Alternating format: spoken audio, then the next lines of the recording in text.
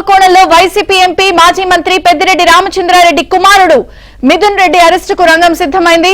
Arrest నుంచి తప్పించుకునేందుకు Vijayawada ACB court నుంచి supreme court దాకా ఆయన చేసిన ప్రయత్నాలేవీ ఫలించలేదు. పైగా ఆయన కస్టడీకి తీసుకోవాల్సిన అవసరం ఉందని, మద్యం కుట్రలో ఆయన పాత్రపై ఆధారాలున్నాయని హైకోర్టు స్పష్టం చేసింది. ఈ నేపథ్యంలో తన అరెస్టు తప్పదని అంచనాకు వచ్చిన మిథున్ రెడ్డి ఇవాళ ఉదయం సిట్ ముందు హాజరయ్యేందుకు సిద్ధమయ్యారు. కానీ ఈలోపే సిట్ అధికారులు ఆయనకు నోటీస్ జారీ చేశారు. ఇవాళ విచారణకు రావాల్సిందిగా మిథున్ రెడ్డికి నోటీసులు అందజేశారు. ఇవాళ సిట్ కార్యాలయానికి మిథున్ రెడ్డి రానున్నారు. విచారణ అనంతరం ఆయన అరెస్ట్ చేసి చూపించి రిమాండ్ కు తరలిస్తారని తెలుస్తోంది.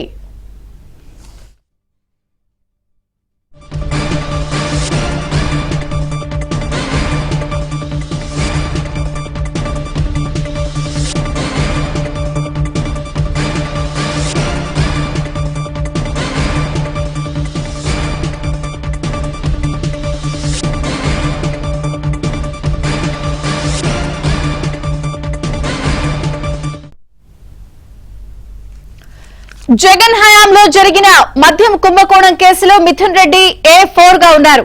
ఇటీవల కోర్టులో ఆయన బెయిల్ పిటిషన్ డిస్మిస్ అయిన కొన్ని గంటల్లోనే సిట్ అప్రమత్తమైంది.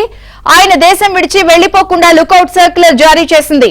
మిథున్ రెడ్డిపై తీవ్రమైన చర్యలు తీసుకోవద్దంటూ సుప్రీంకోర్టు కల్పించిన రక్షణ గడువు ముగియడం, ముందస్తు బెయిల్ పిటిషన్ హైకోర్టు కొట్టివేయడంతో అప్రమత్తమైన సిట్ ఆయన కదలికలపై నిఘా పెట్టింది. ఈ నేపథ్యంలో ఆయన ఢిల్లీకి చేరుకుని మరోమారు సుప్రీంకోర్టును ఆశ్రయించారు.